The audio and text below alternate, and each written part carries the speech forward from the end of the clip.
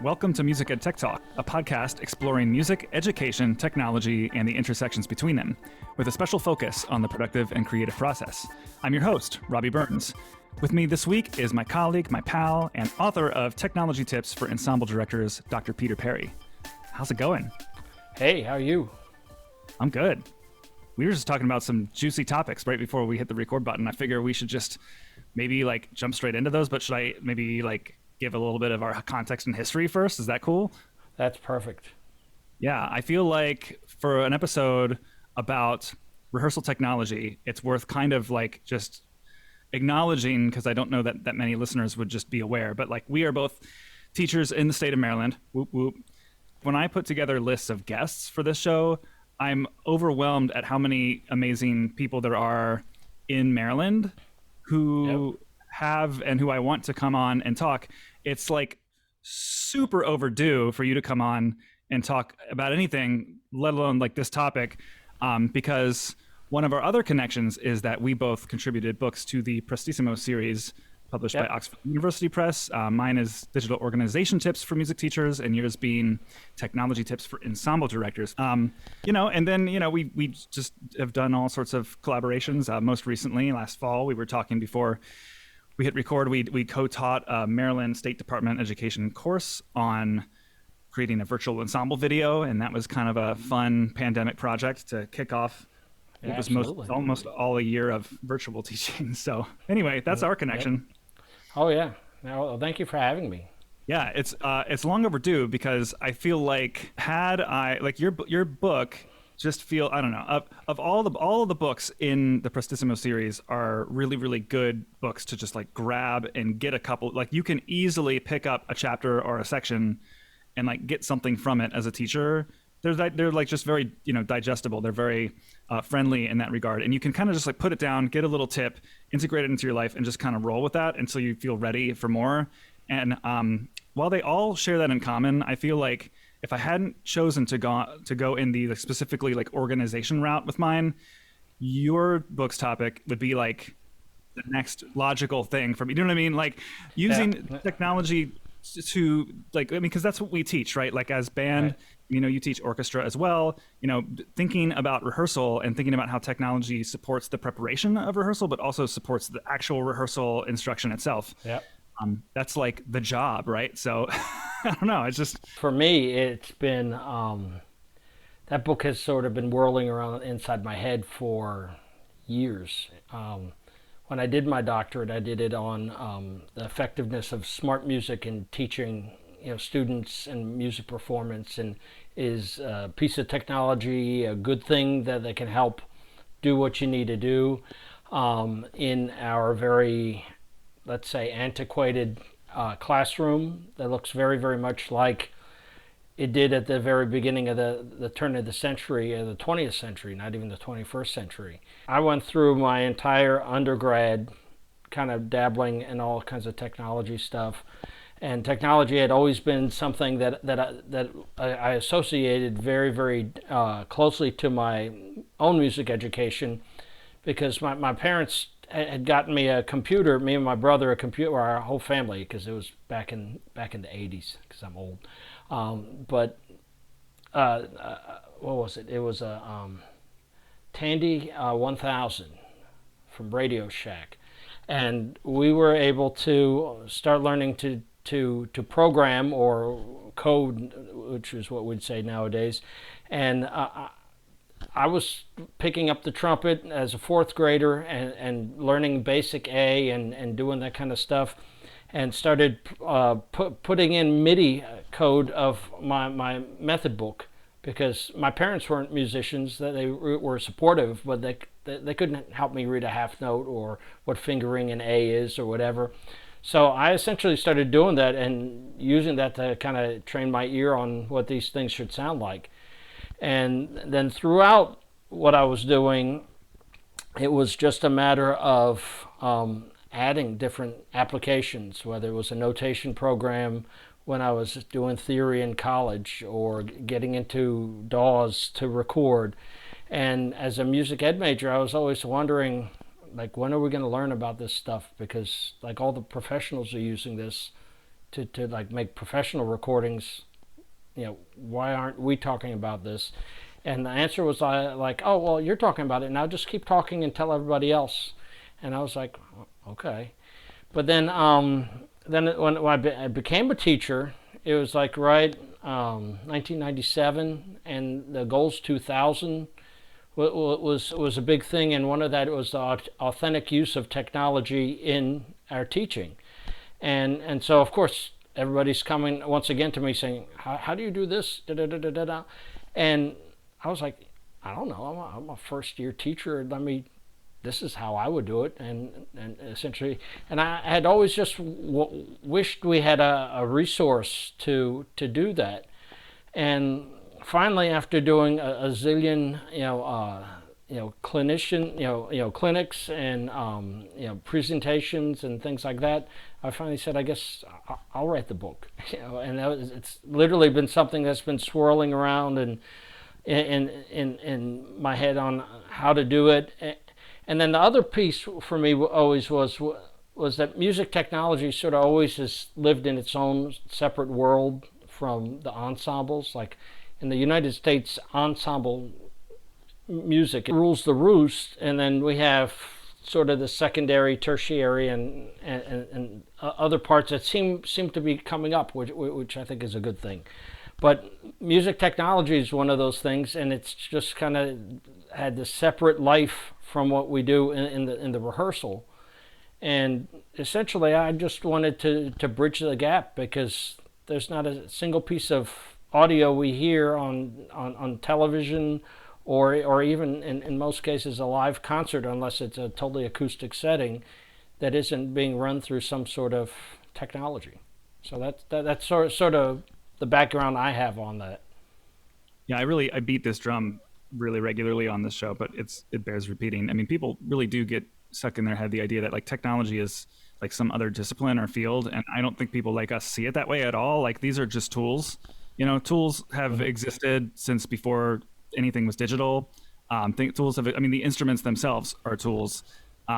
Learning pedagogy and theory are tools. Like, all of these things are technologies that we have access to free our mind to be able to like be more creative. And so whether or not it's got a screen or a hard drive or does like some internet connected cloud thing, I just see these all as like things that I should use if they make us get more musical. And I know you see it that way. And your book is great because your book covers so many different aspects of it very comprehensively, like from the like director facing stuff to like what are you actually using at the front of the room to make the rehearsal have flow, but also like what are the assessment tools that make the students engaged with technology, but in this context of a traditional performing arts environment.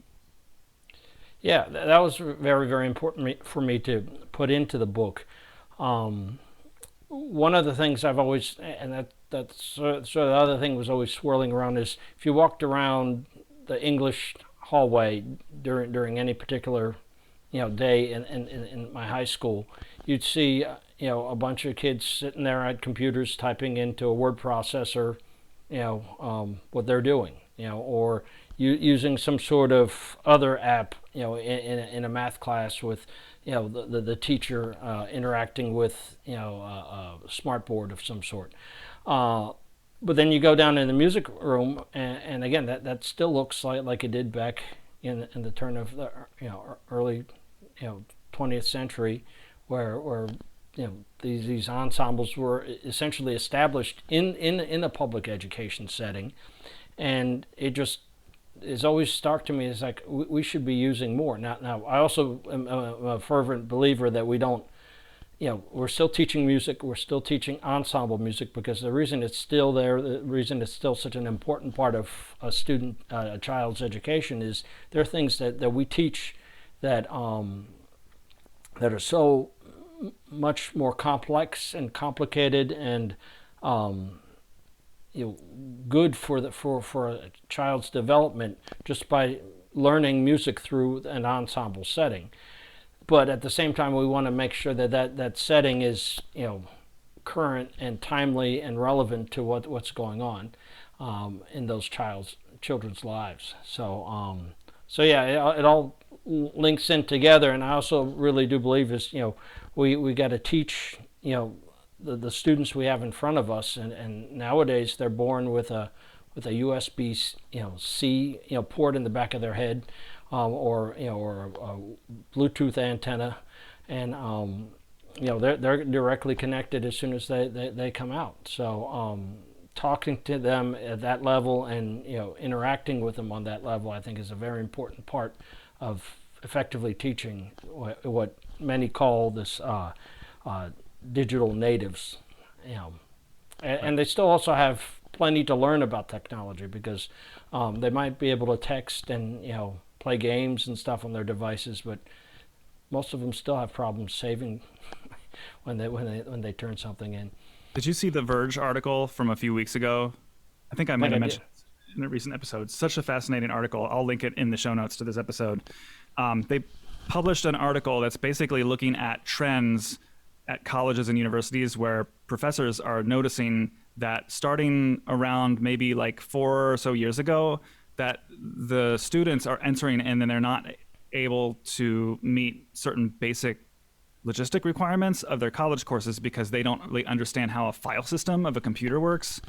So like this concept of like that you have a directory based system of like files and folders, and you can like take something and put it somewhere and duplicate it and copy it and like open it in all sorts of different programs. This idea, if you date it back to like when that class of college students was like in school, it dates right around the time that Google Docs started to really take off in the classroom. So this like sort of web based kind of like decentralized, like cloud first, not really like local native apps kind of framework is like starting to have these interesting implications for college students, because they're getting to college and they're not understanding, like if someone's using like Pro Tools for the first time instead of Soundtrap, they're not understanding like how a Pro Tools file, like how it has to like live somewhere on the computer. You have to put it somewhere.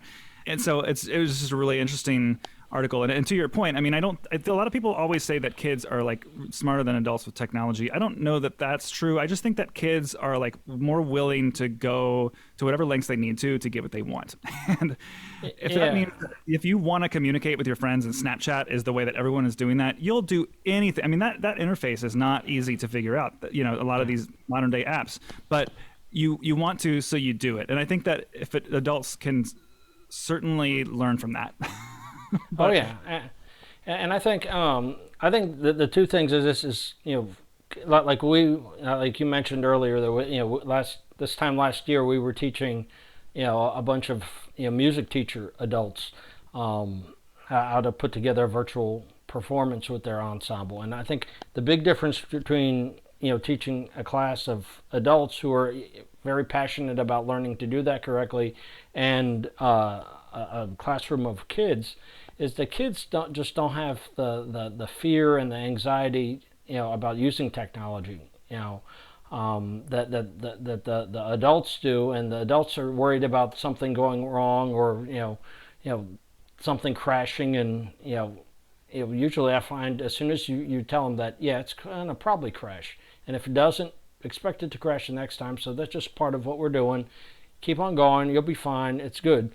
And that's already a place where the kids are living. They understand sort of the environment that you live in technology. Now, with that said, we're still talking about the same kids that can't follow directions in the real world.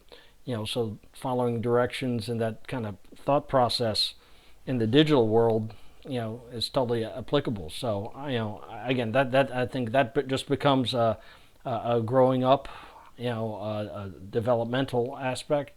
But I do fight this arrogance that kids think that they know everything about technology, and just because I might have a little bit of white hair over here on my chin, that somehow they're going to sit there and try to explain how this works. I'm like, okay, that's cool. I'm glad you're explaining it to me, but how about this and this and this and this? Oh, yeah, because there are other things.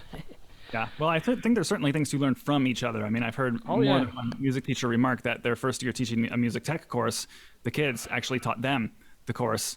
And I'm just like, cool, right on. I mean, it goes both ways. No one is necessarily superior. I think that adults just are maybe a little bit more conservative about like breaking their computer.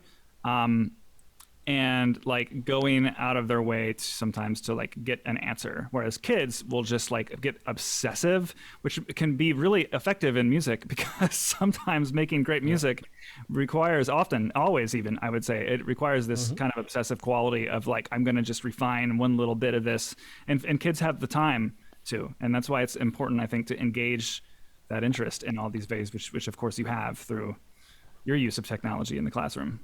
Oh yeah, and I want to be real clear. You know, I do believe that, you know, I learn as much from my students as hopefully they learn from me, or I'll go as far as I learn more about stuff through my students. I was going after this. You know, again, one of this idea that the kids are digital natives. They all automatically know everything, and from a teacher's standpoint, that can be very, very intimidating. And you know, especially if you're going to walk in their shoes and live in their world, you know, yes, you should do the preparation to make sure you understand what you're doing, but it's also important to understand that this is new for the kids too, and in many ways you're showing them a new aspect of this world that they live in. Like if they're only doing TikTok and Snapchat and, you know, a couple of other games and watching YouTube videos, and you show them something like BandLab or you know actually any DAW that I've shown, you know, students from elementary school through college, that is like the biggest, you know, epiphany for some, you know, like a digital epiphany for these folks, that wow, I can create all this music. And you really find that all of a sudden there's an aspect of their creativity and their world just opens up. And that's always so amazing to, you know, that's, I guess, another connection we have. We both have taught that course at the University of Maryland, you know, when we, you know, did for GarageBand for the middle school kids. And that is just a great way to expose, you know, band and orchestra and choral kids to, you know, this, you know, type of music creation that's very much different than what it is just sitting, you know, playing third trumpet or second clarinet or triangle or viola in the ensemble every day. Yeah. Well, we're talking around the topic a lot. Let me just introduce today's main topic. But first, I have one piece of follow-up and one piece of news that I just thought I would share. Since I sometimes will like go cash all in on like an Apple-themed episode. In fact, the last episode of this, if anyone's interested, is all about the updates to iOS 15 and macOS Monterey. So if anyone's like, hey, I got these new updates on my phone and my computer, I want to learn what they can do for me, go listen to Paul Shimmons and I talk all about that. So yeah, that's awesome, because I actually talked to my brother on FaceTime on his Android phone, and that was pretty cool. Yeah, that's one of the many things you can now do with it, which is awesome. So I don't always have those kinds of Apple-focused things. So when there's like news about a subject that's not going to get addressed on this show, I want to try to cover it. So I got a news thing, but first the follow-up. The follow-up is actually not about Apple anything. It is about an app called Craft, which I'm using Craft to share with you a loose outline for what we're going to talk about today. But you can hear me on the air 2 episodes ago talking through it with Teresa Hoover, who was my guest.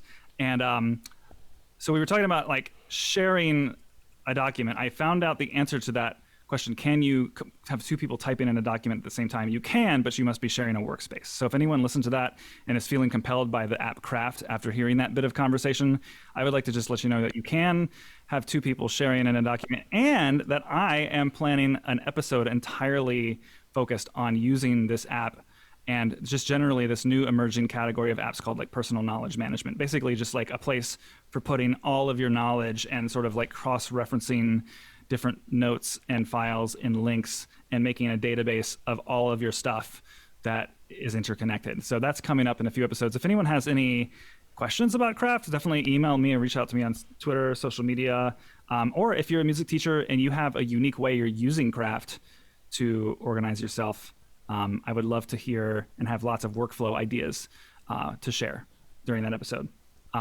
So that's that. And then the news is these new Macs were announced on Monday. And you, just before the show, were saying you've been waiting. I know for me, my laptop is a little over 5 years old. I've been waiting. I think I'm going to buy one of these new MacBook Pros with the M1 chip in it. What do you think? Are you leaning that way? Oh yeah, well, the irony about me writing a book about technology is right when I first started writing, it took me a while to get this introduction written, and I finally finished it, and I was like, I was so excited. I saved it, and I turned to my wife. I said, I finally it was I agonized it for like weeks, and I finally did it. And she said, you better knock on some damn wood. And I'm like, okay, yeah. And then I turn around and the logic board on my MacBook Pro dies. Done. Finito. I'm like, oh Lord. And I wasn't in a place to just throw a bunch of change for brand new MacBook Pro, and then on top of that, it was right around when they were having all the issues with the keyboards and the other things. And so I was like, well, let me do this. I got a brand new 2013 MacBook Pro, and then what I did, like for $800, which was like amazing. And then what I did is then I blew out the memory and put a terabyte SSD card in there, put in a bunch of filled up all the RAM and just got it working as fast as can be. And I've been really happy with it. And so I've affectionately called it my Mackenstein, because I've just kind of pieced it together, And sadly, it's the last model that you could do that. I had heard rumors that in the newer ones they were going to let you update the memory and do some of that stuff, and you didn't need to solder it in like they've been doing it. But I guess with as thin as they are, you can't do that. But anyway, so I've been waiting forever, because like I said, my Mackenstein that I love so much finally got antiquated. I think this last with the Big Sur knocked me out of being current with everything. So I've been really kind of chomping at the bit, especially after hearing all the wonderful things about the M1 chip, and then just seeing all the awesome things that the M1 and the M1X, 16-inch, MacBook Pros can do, and all the wonderful additions you can do, like in things like Logic and Final Cut Pro and things like that. The idea that you can start even playing around with Dolby Atmos and mixing in essentially 3 dimensions is something that intrigues me mightily. Now I'm watching all the different pages to see how well that actually works, and do you actually have to have 20 speakers around your head or yada yada yada. But the power that these things and like we've talked many times, especially doing the virtual concerts and stuff and working in video, how much processing power and how much how hot your computer got just putting together several clips. It's really amazing to see what these M1 and M1X chips are doing to really make everything much more streamlined, much more efficient. If it's anything a lot like the demos that they've been putting up there, it's pretty cool. So yeah, I'm both my wife and I are going to be getting one of these, hopefully sooner than later. Because yeah, I'm looking. I've got in my shopping cart a 14-inch with the M1 Max chip, because there's the Pro and there's the Pro M1 and then the Max M1, and they are both the ones that come in these like new, specifically the MacBook Pros that were announced last week. And one of these are like all around just like, crazy powerful, like great battery life. But the thing that even the M1s that came out last year and the new MacBook Air, the thing that was notable about those is how good the single core performance is. And, that a lot of times that impacts really like regular average everyday use, the kinds of things that like, it's not every day I'm exporting a 4K Final Cut video project, but every day I'm switching between my email app and my task app and my web browser really quickly. And like, that's the kind of stuff where I'm honestly like, I'm excited about all the like the pro app stuff, but I'm also excited to just get a much more smooth and seamless performance. Like, have you ever tried to open the Photos app on Mac? I don't know. I was Yeah. complaining about this last episode too. Like, why does it just open on my iPhone, but like it takes like 20 minutes, it feels like, to open that app on my Mac? That shouldn't be the case. Yeah, well, see, my problem is again, I don't know how much I kind of attribute it to just being, an older, MacBook Pro, but yeah, all of that, and then the idea that you can, in the Pro stuff, and I was so moved to see all the different cool things that you can do. I actually watched the entire presentation they had about the on Monday, and it was really really interesting. About the other thing that was interesting to me that's not even MacBook Pro related is with the new AirPods, that they're actually addressing an age-old issue with headphones, where the fidelity you get with headphones is great as long as you keep your head still, because then the sound stage sort of moves as you tilt your head.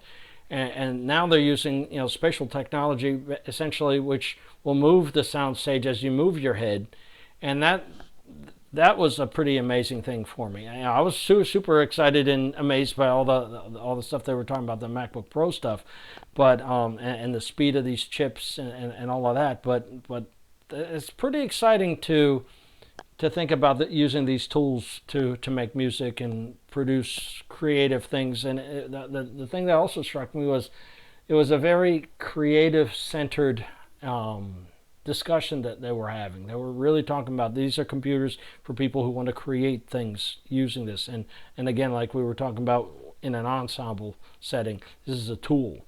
Now this is a pretty darn...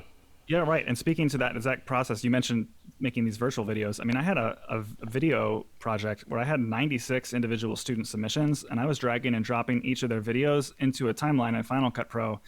And that's actually not like where the Pro performance chip I mean, the Pro performance chip is going to help with like things like encoding the file and exporting it and all that. But like that act of dragging and dropping, that way that the second that you start dragging the video from the Finder into the Final Cut interface and you smoothly see it form to the timeline, it was precisely that part of the process that was so frustrating, because by like the 50th kid I'm dragging in, it's like I drag it in and then the beach ball happens, and I know I trust my computer. I just have to hold my mouse with the finger held down on the clicker and wait for it to animate where it's going to drop it down and then eventually let go. But sometimes I'm waiting like 10-15 seconds per clip.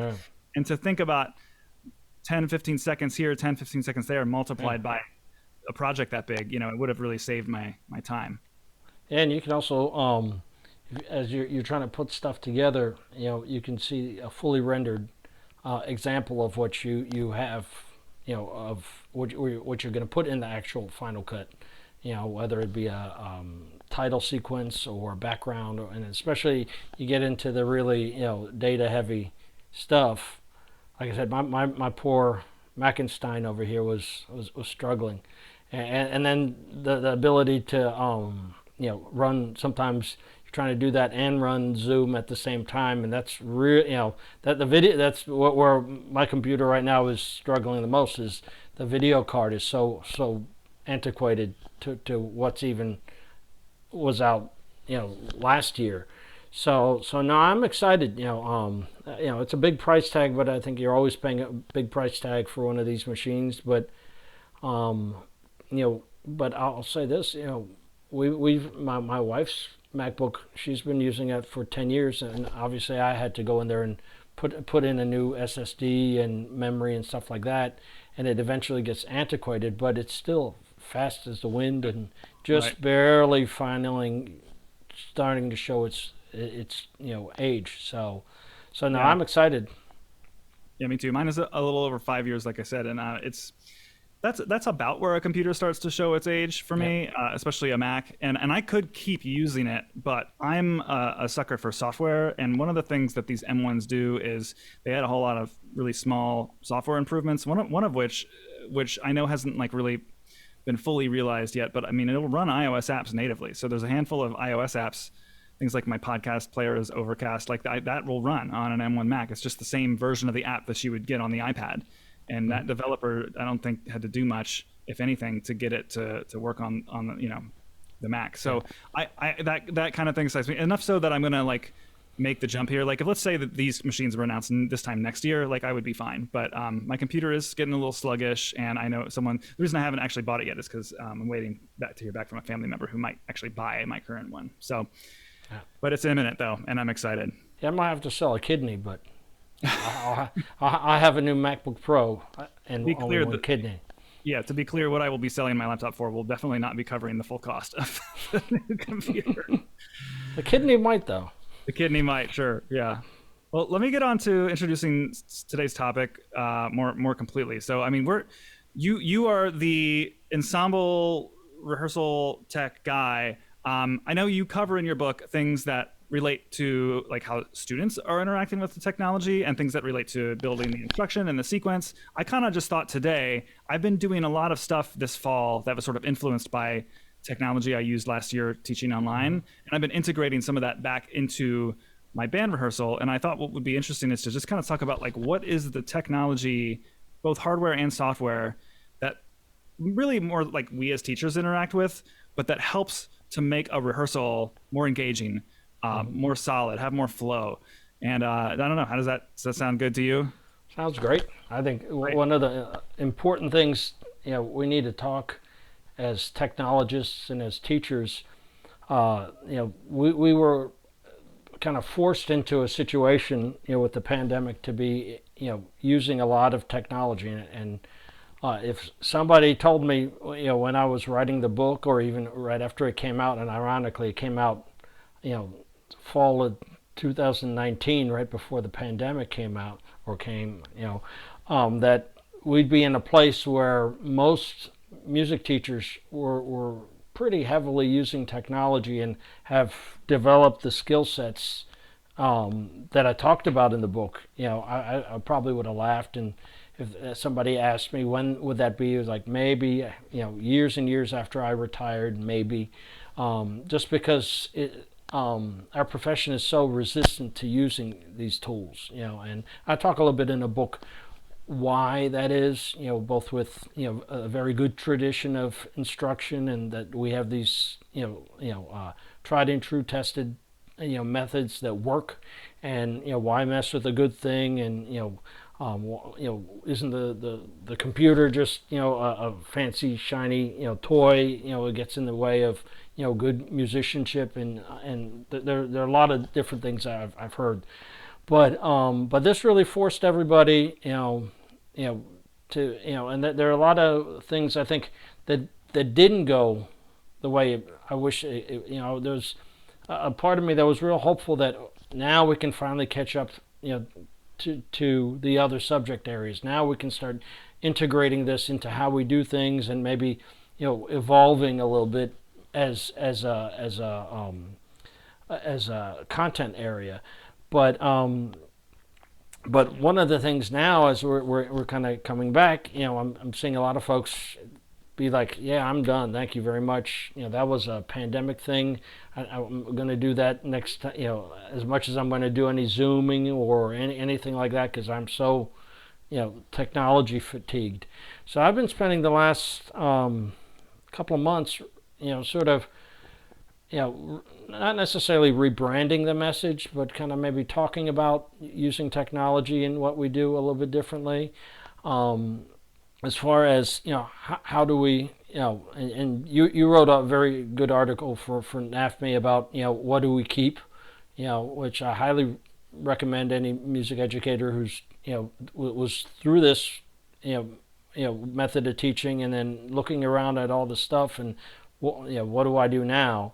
And I wrote another one, right around the same time, as far as how do we get back into rehearsing, and what things that we were again using in the pandemic to make the rehearsal work better, because now not only are teachers more skilled at using this stuff, but the kids have been using it for a year and a half, and that's again a world that they've been living in, and we can kind of streamline it a little bit more quickly into what we do.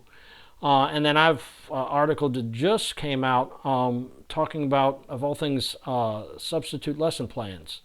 And I think that's a place, we just got done being physically away from the kids, and still being able to teach, using synchronous and asynchronous methods with technology. That should make our substitute lesson plans awesome now, because we should be able to take all that energy that we put into what we did in the pandemic and all that knowledge that we built and all those skill sets and put it together to really create a package that works. And you don't have to leave the YouTube video or worksheets that are just busy work. There's a whole slew of technological things that we can now do when we're not there that should make that experience for the students as effective as it is when we are there, because we just got done doing that for a year. So that's sort of where I am now with all of this stuff, because I just noticed very quickly, as soon as things started opening up again, and you even say something that sounds like technology, people kind of grimace and look at you sideways. To be fair, a lot of it was actually bad. Oh yeah, that's there's an article I literally have been pecking away at and haven't figured out the right format or forum to put in. But essentially, everything that was wrong about how it was done, the fact that the systems the infrastructure the systems had to do this was non-existent. When they sent us all home and I was driving back and I heard all these public officials telling us we'll just be teaching online, I almost drove off the road. I said, they're going to do what? The what?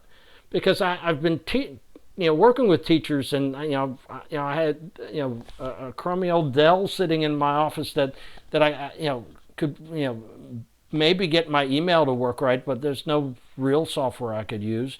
And again, how are you integrating with this? And it's just going to happen at the flip of a switch? No, that's not going to happen. The weirdness a lot of systems get into as far as what applications you can and can't use and how to use them. One of the things I'm finding now is a lot of things that we were able to be very successful with actually this time last year. In my particular district, has gotten in there and started, messing around with the permissions and not letting you, for example,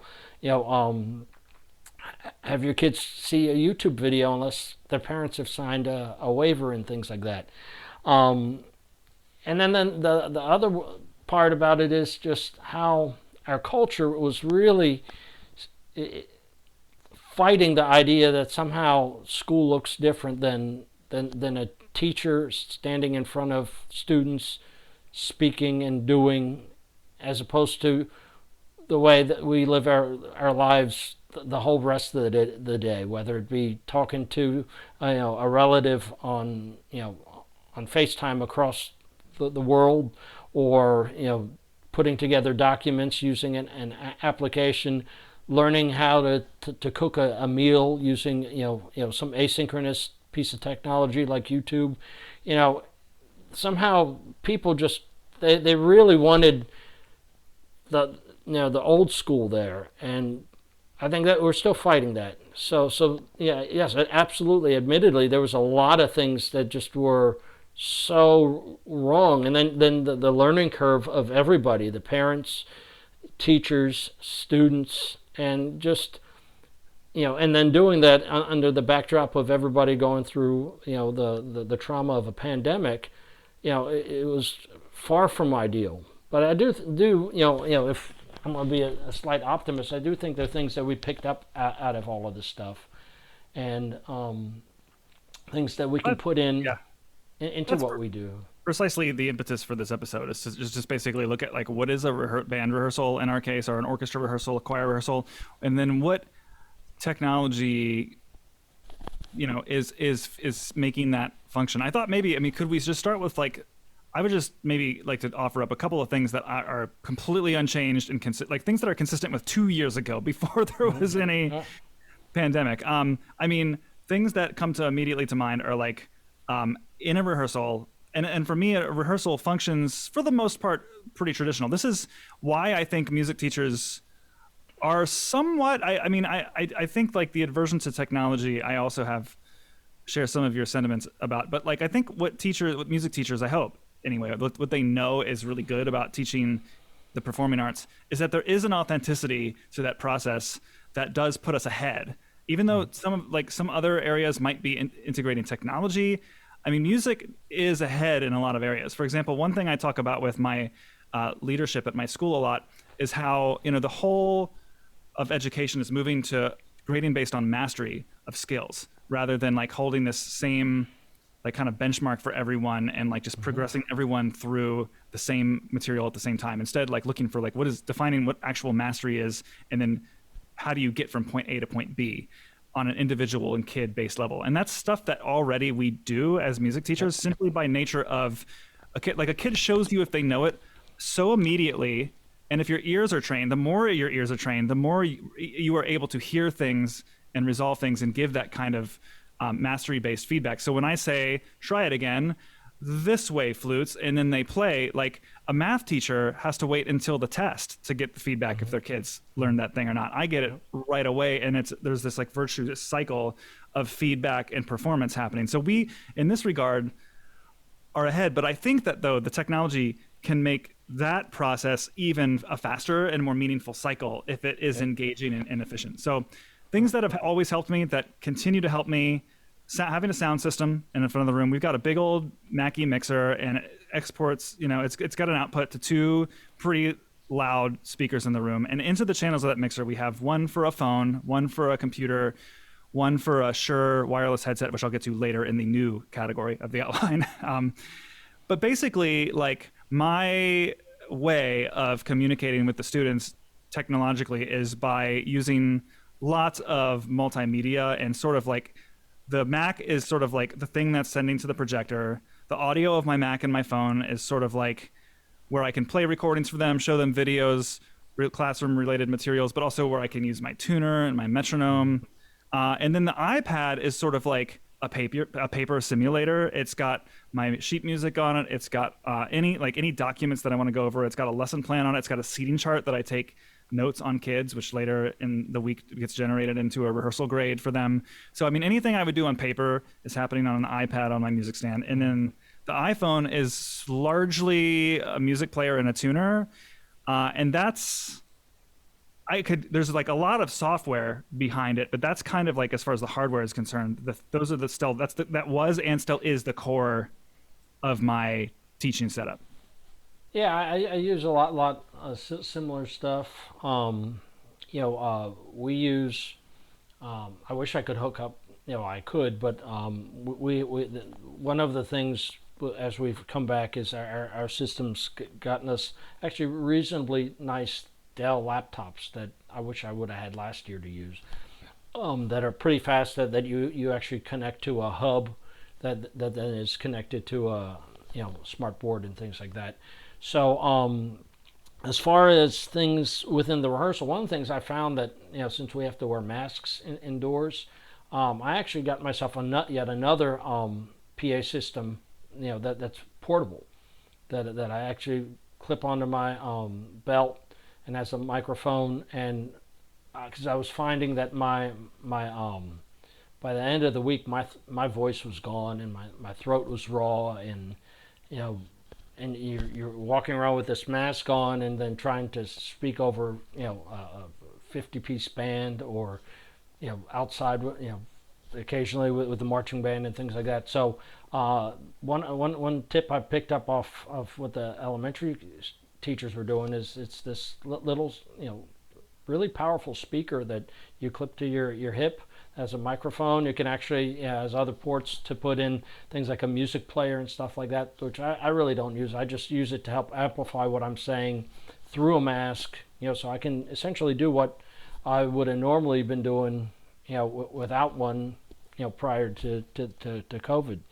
I'm a big believer in any tools that we're using technology-wise should be something that we have already been doing, and this is the way I would explain it to teachers, is find something you're doing already and see if there's a easier way to make your life easier. So for example, things like, an iPad or an iPhone that you can, do attendance right as you're looking at, you're doing your warm-ups. You don't have to sit there and just simple kind of workflow things like that. They're great, and I put a whole bunch of them in the book as far as, and the whole bunch have emerged since, as far as things like tuner apps, and I still use one, specifically the iStroboSoft by Peterson, and it essentially just emulates what's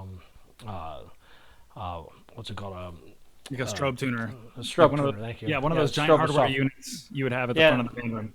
Yep. So I have one. It was one of the first apps I ever got, music apps I ever got for my iPhone years and years ago, and I still find it to be one of the most accurate tuners out there.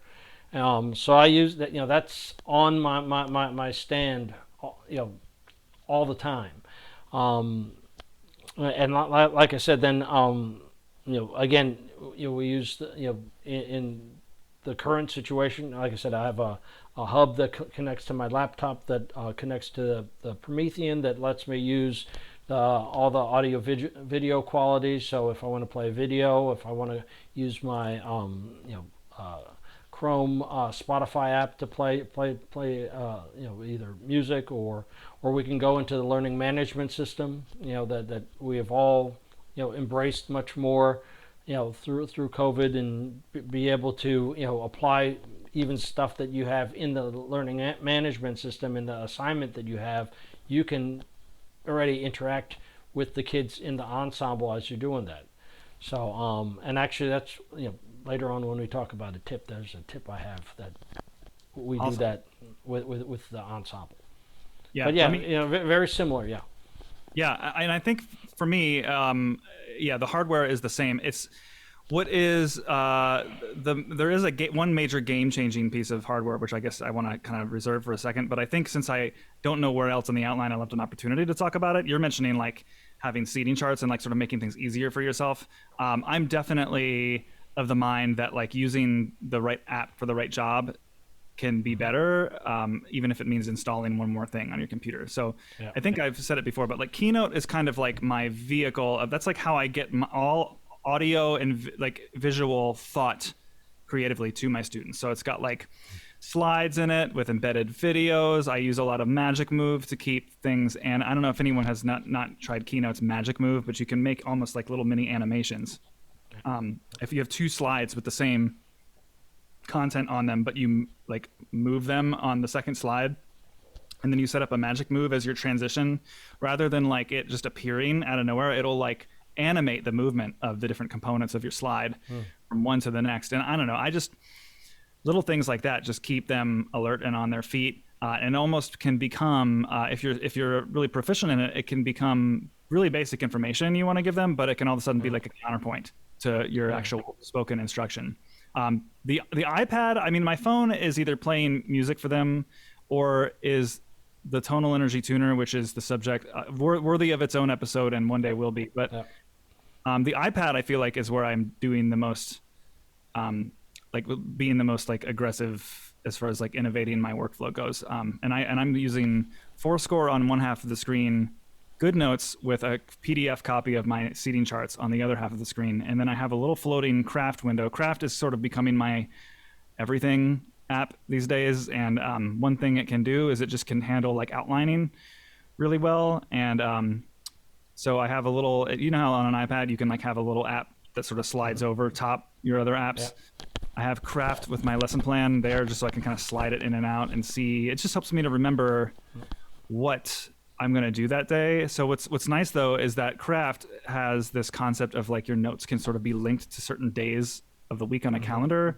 So I can actually have it set up so that when I open it during my first rehearsal of the day, like it can open me specifically to an agenda for that class, but with the knowledge of what day it is, so I can easily search back. You know how, like I talk about this with all of my colleagues, like, are they like, should I save my agenda, whether it's in PowerPoint or Keynote or just handwritten on a piece of scrap paper? Like, should I save what I did every day or just like overwrite it every day? And for me, Craft, because it's mostly just a text-based app, it hardly takes up any space to just duplicate it every day, but it is date aware. So I just like keep redoing it, but it's always got this like sort of backlink to like what I was doing on each given day of the week. So I don't know. That's kind of my iPad situation. I scribble with the Apple Pencil because GoodNotes is so buttery smooth with the Apple Pencil response that I can take really quick data on kids. And one of my classroom management techniques and like assessment techniques is I actually have a green card and a red card at the front of the room, and I will tell them.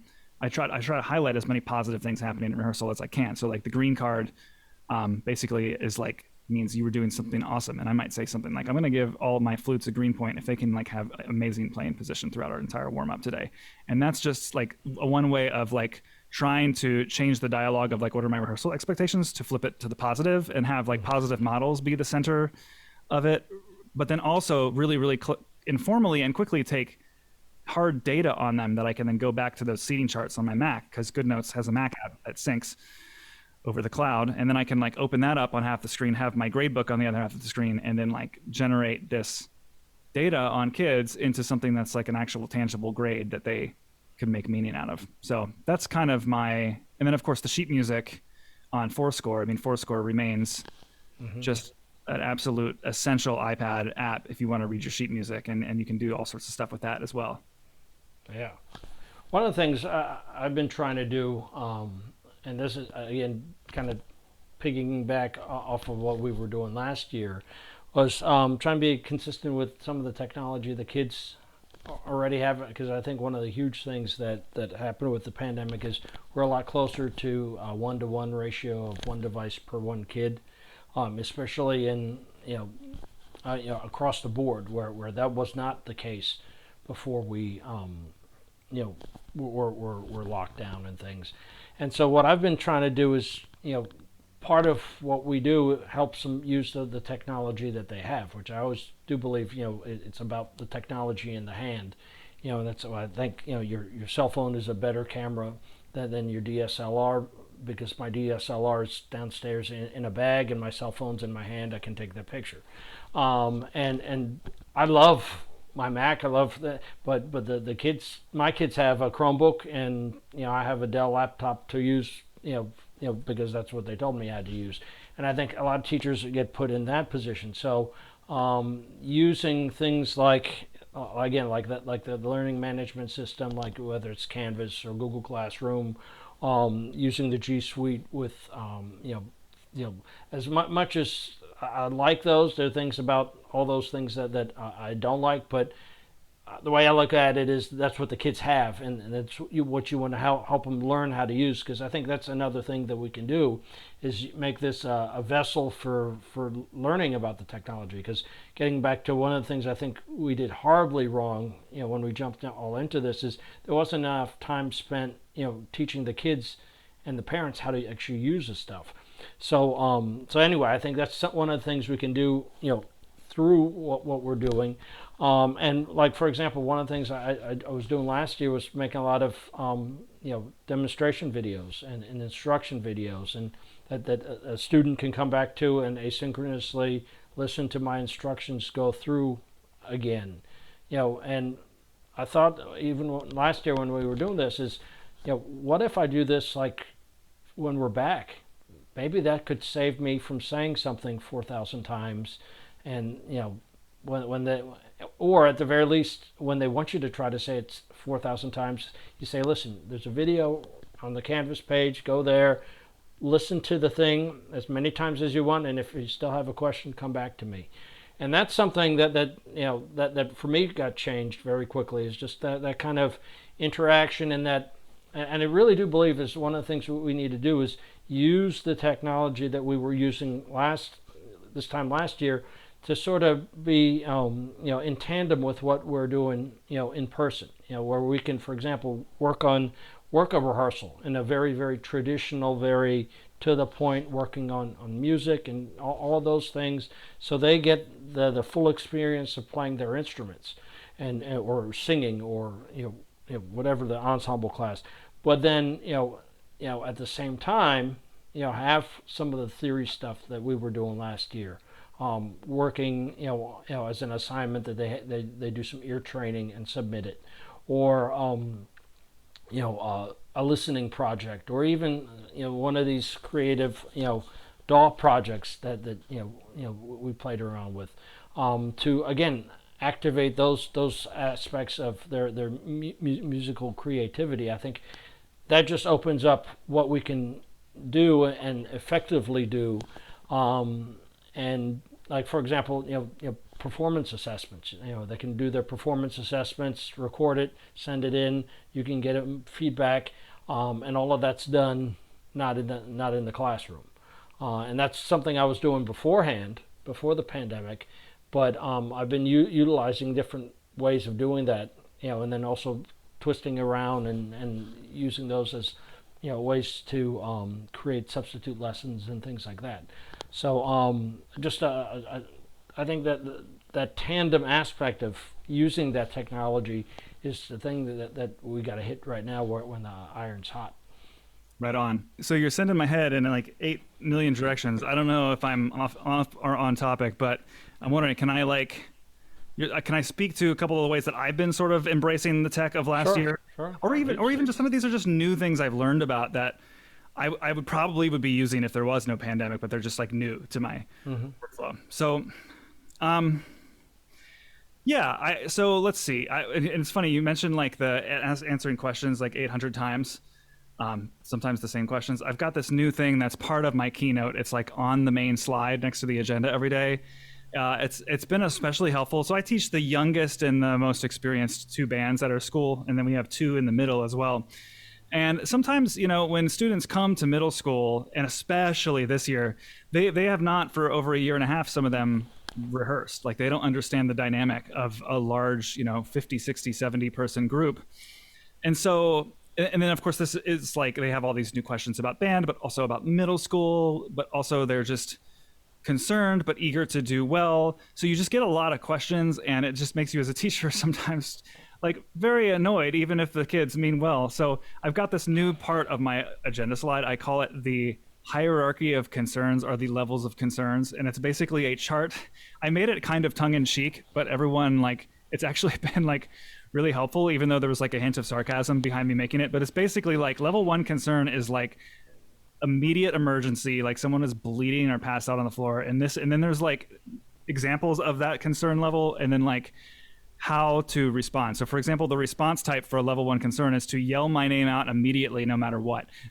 And so now, and like all the way at the bottom is level 4, which is like things that are so minimal that they're like basic and essential needs to you, but they can be communicated silently. Like if you need to go to the bathroom, you can give me a thumbs up in rehearsal, and if it's a good time, I can give you a thumbs up, and then not a beat was missed of a rehearsal. Yeah. So what's funny is that now when I have like this line of kids, like when I'm setting up my gear at the beginning of class, and there's like all 70 of them running in, to all the kids who come up right next to me and like, Mr. Burns, Mr. Burns, Mr. Burns, I just can point to this slide, and I'm like, like, who's on the ground? Who's bleeding? Like, what threatening emergency is there? And they're like, oh yeah, good point. And then they go back to their seats, and they love it. It helps them. Yeah. Having clear expectations is good. So you made me think of that. That's all. Well, I think there's a lot of talk about the learning loss, and I think there is. We can talk about that in a different time, but I think more than anything, the kids are coming in, especially into our realms, with experiential deficits. They didn't experience things like concerts and rehearsals, and especially at the really, really young, you have elementary school kids coming in that haven't been in school ever and don't know how have never really been exposed to what we would call the hidden curriculum, things like walking in a straight line, or bell schedules, or holding your bladder, all these things. And then in music, it's not having performances, not having rehearsals, not understanding all those things. So I really do think that's a good piece of I might go ahead and steal some of that, although I think that might give some of my students anxiety, having to go through a hierarchy like that. But I do think some of what we need to be doing, in addition to kind of making a transition from how we teach, just understanding what we're teaching, and some of that is that review of or initiating experiences that they lost. I find that specifically important with the high school kids. I think at elementary you really are starting in many cases from the very very ground zero, where you have kids who have never been in a physical school, and you have to begin there. In our cases, they're learning more about middle school and high school, and they've been in school, so they're familiar with that kind of stuff. But I think, and that's why I also think, kind of getting back to what our topic actually is that that's why taking some of the stuff that we were doing last year that's familiar and comfortable for them is a good place to help them, bring them in, and to help them develop these experiential with experiential knowledge, these experiences, so the two can sort of work on one another and help them both develop as a person and as a musician. Yeah, totally. So, let me get into a couple of those things for me. So, like, what's new? So, you mentioned amplification for the voice earlier. I felt like last school year there was I wouldn't consider myself to be like a phony or a fake with my students, but there's something that I turn on when I'm presenting in front of a crowd of a certain size or larger, I'm like a little bit of a showman, and it's just a way that I have found that I can grip and control a large group of people. And there's just some times where it's a lot of energy to put out there into the world, and it can take a physical or a mental toll on you as a teacher. But what I really liked about last year was that when I would teach these Google Meets, I would just speak in my regular calm paced voice without this same level of intense urgency, and it just like felt really good, like for my body. And so what we did this year was we got a few wireless Shure headsets, and one that goes into one of the channels of our already existing mixer. And now I can speak in the volume I'm speaking to you right now, over top a loud blasting drone, an example recording of all of them. And like I can have a play along track of like, I do these play along tracks where it's like a beat and then it's like a bunch of justly in tune drones that they like tune scales to. They can all, like 70 of them can be playing, and that track can be blasting through the speakers, and I can speak in a normal voice and they can hear every word I'm saying. And it is a game-changing piece of hardware. I always felt like it would make me feel too connected. Like all of a sudden I'm like, like in some command center, like not actually making a human connection, but just like sort of moving like all the parts. And I don't feel that way at all. I feel actually that I can be more myself with this and command them more. So initially I kind of felt like I sounded like a stormtrooper. And I told the kids that, and they thought that was cool. And then I could breathe heavily in there and then go to Darth Vader. But then, so initially, and for me, like I said, it was just talking through that mask, and I was finding myself, the kids in the back were having trouble hearing me, because you don't get that reflection that you get when you're just speaking normally. And all of a sudden, that's the other thing I found, as I was speaking in a normal tone. I wasn't trying to over articulate or use my voice. And by the end of the week, all of a sudden, I'm not feeling like somebody poured acid down my throat. It was actually nice. And I think that's a nicer way to engage what we're doing. Especially again, like you said, coming off of speaking like we're just having a conversation. Right, exactly. And one of the things that my concert band really gets, and especially this year, but every year, is a lot of them are beginning instrumentalists, and so I approach that class with a lot of unison playing for the first 5 or so weeks. I mean, really as long as we need to, until we're like really building off of the security of each other's tone quality and like finding a center of pitch. So what I'll do is I'll have them play a lot of folk melodies out of the, like the Intermediate Band Method by Hal Leonard has a lot of great, really familiar melodies that are in a very playable range. And what's great is that I can like pump a trap beat and a tuning drone through the speaker system. And I've got a little track I made that's just basically 9 minutes of a B flat tuning drone and a trap beat, and it just doesn't stop. So I can run it at the beginning of class, and that thing can just like run for 10 minutes. And now, because I can the mic is wireless, I can be like anywhere in the room. I can be adjusting posture, explaining to percussionists where I want them to be, like helping them find their music, helping them like do any number of things, like trying on a dress shirt size so someone can get fitted for their concert attire. Like I can be doing all of this and giving instructions, and then when like they play, example 2 out of the page, I can say again and 2 and ready and go, and then they hear me right over that drone. So they love this. They love playing to beats. So my thing is like, why ever use a metronome if I can like use a beat? So I've got like Ableton Live and GarageBand and Logic Pro drummers and like tonal energy all pumping through there. All of these apps are just like giving us this diverse range of sort of like tempo and intonation based modeling that keeps some really, really basic stuff I'm asking them to play really repetitively a little bit more engaging and fun. And so that's been kind of cool. Another thing I did is in Dorico, which is my notation editor of choice these days. I took a lot of music I wanted to do on our fall. Actually, we're doing a late fall, early winter concert this year. And I wrote out everybody's part for every instrument into a practice sheet. So like we could learn all of our concert music in unison with one another. And so they can do that too over top of a drone and a beat and super repetitively until finally it's like they've learned their concert music, but they don't know they've learned their concert music. I don't know. It's a flow that's like, because it's not just a pedagogically sound and effective thing so far this year, but it's like actually like a management thing. Like I'm just keeping them playing on their feet the whole time, and I'm able to repeat simpler ideas, but like maintain some level of buy-in from them on these simpler, more foundational ideas for longer because of all the multimedia that's coming through the system.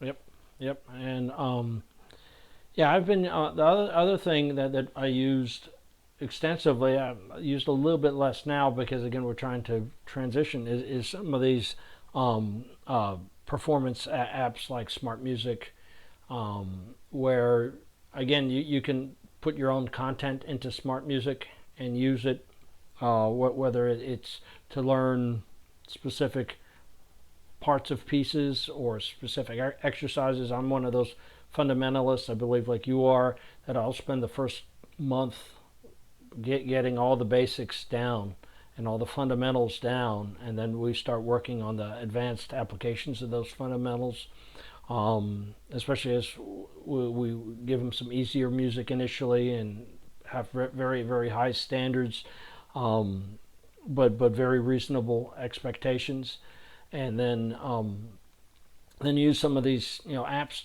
to help them get to that next level, so then we can maybe enhance maybe the difficulty of the music a little bit later. So I'm finding myself using a lot of that. Apps like Sight Reading Factory. I love using Sight Reading Factory. In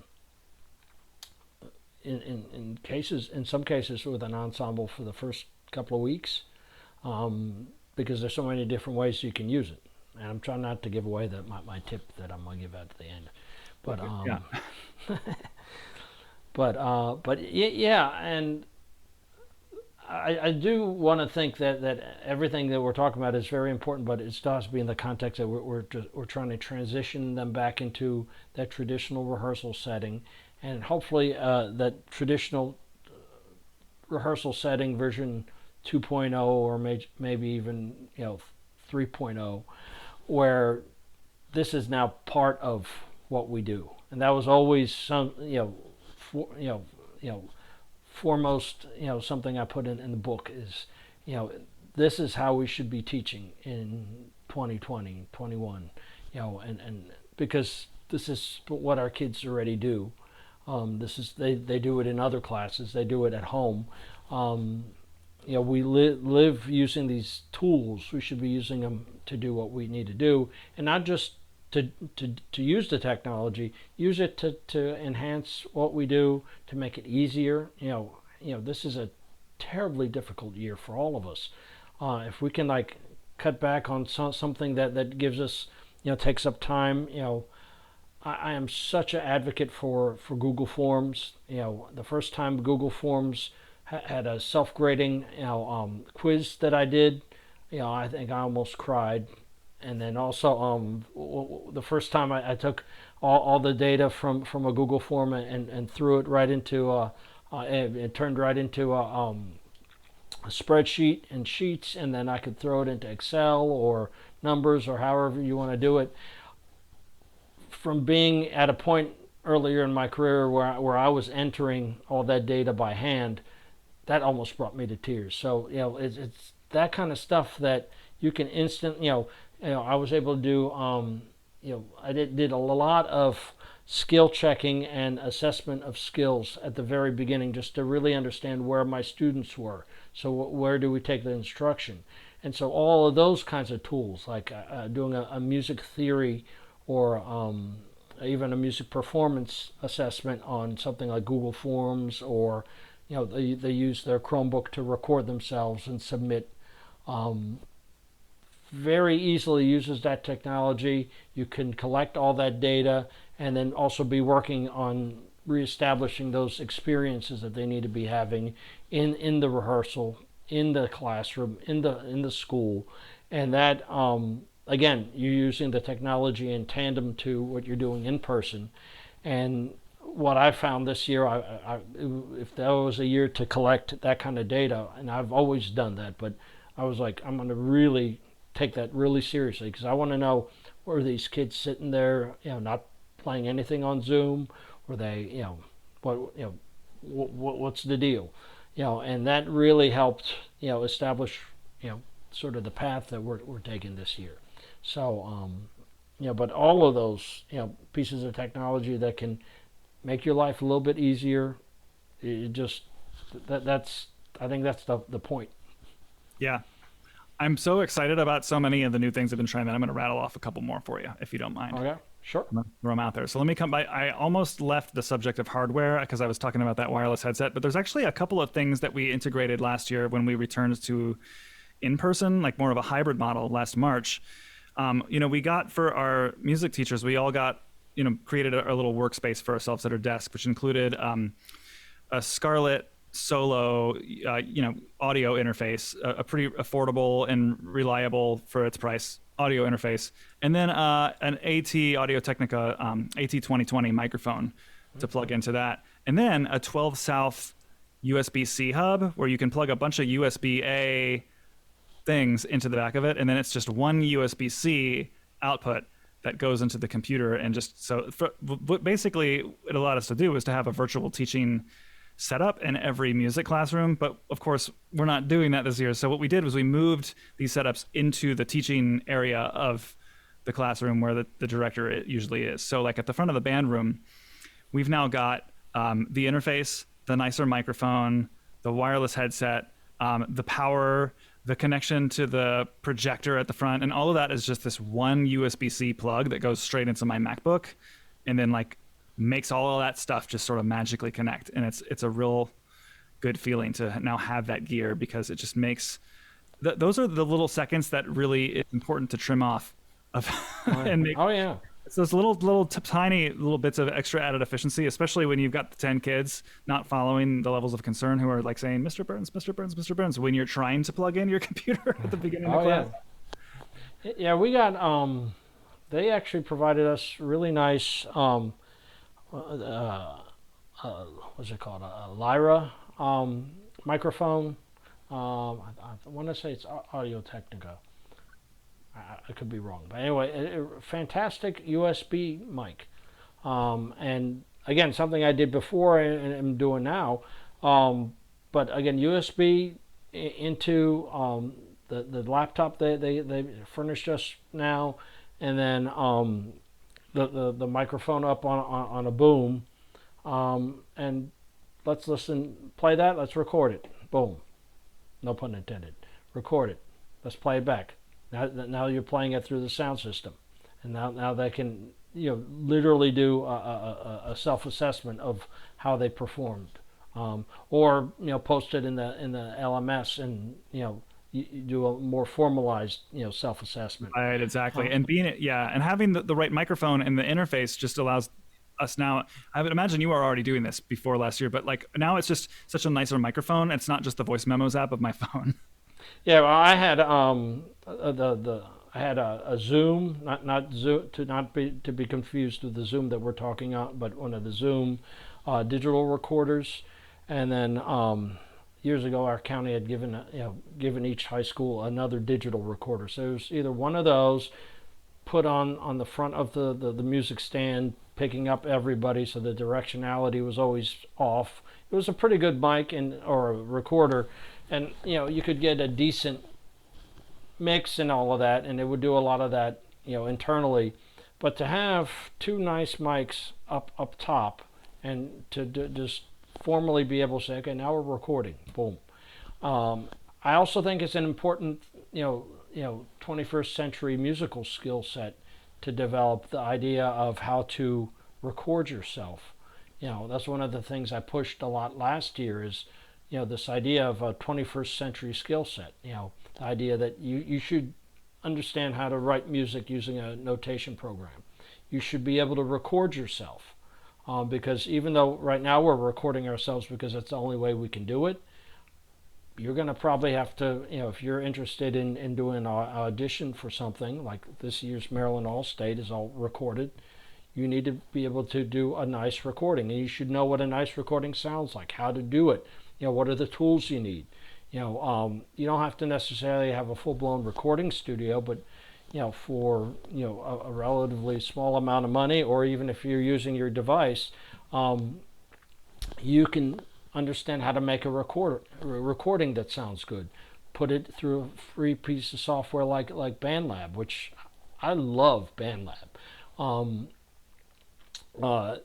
and be able to produce something that is a good representation of what you perform. So again, that's some of that continuation of a very isolated usage of that. But now we're back in person. So we used a recording, for ensemble self-assessments.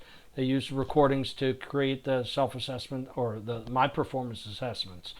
I do a thing for one of my substitute lesson plans where they pair up with somebody who's of a different instrument in the ensemble, and they find 16 measures of their music, and they rehearse it and perform it, record it, submit it, and then the next day they come back, they listen to it, do a quick little self-assessment, figure out what they should work on, and rehearse it a little bit more, record it, and submit it again. So again, that's a great, I used that when I was out for 2 days. That was a great way to continue the performance flow. That kind of instruction, they're still playing, they're learning, they're actually doing much more self-assessment than maybe they would be if I was sitting there and pointing things out. And then they're using those 21st century music skills. They're recording themselves. And if you wanted to take things further, you could have them run it through a editing program or do things like that. But I think even just quick out and back, reinforces those skills that they learned last year, and then starts attaching them to these new experiences that they're having here to build up that aspect of their education. Yeah, totally.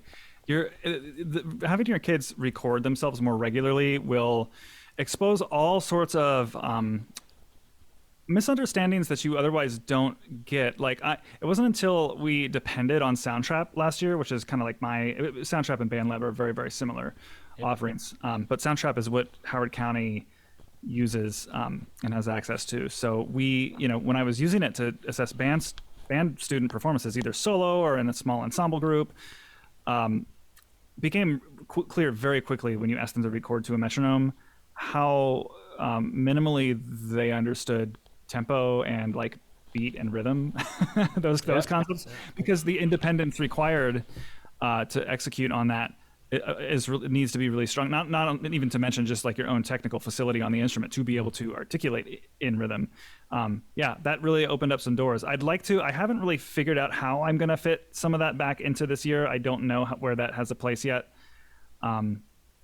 But certainly that exposed a lot, and I have a lot of thinking to do after last year's. Oh yeah, and the metronome, I've always, that was always still I consider it a struggle. Is even with my own private students, it's very obvious when they haven't used a metronome to practice something, And so for all these performance assessments, they've always had to use the metronome. And then you can see that this is the rarity that they're ever playing their instrument with the metronome on, because the metronome is just clicking like something in the background.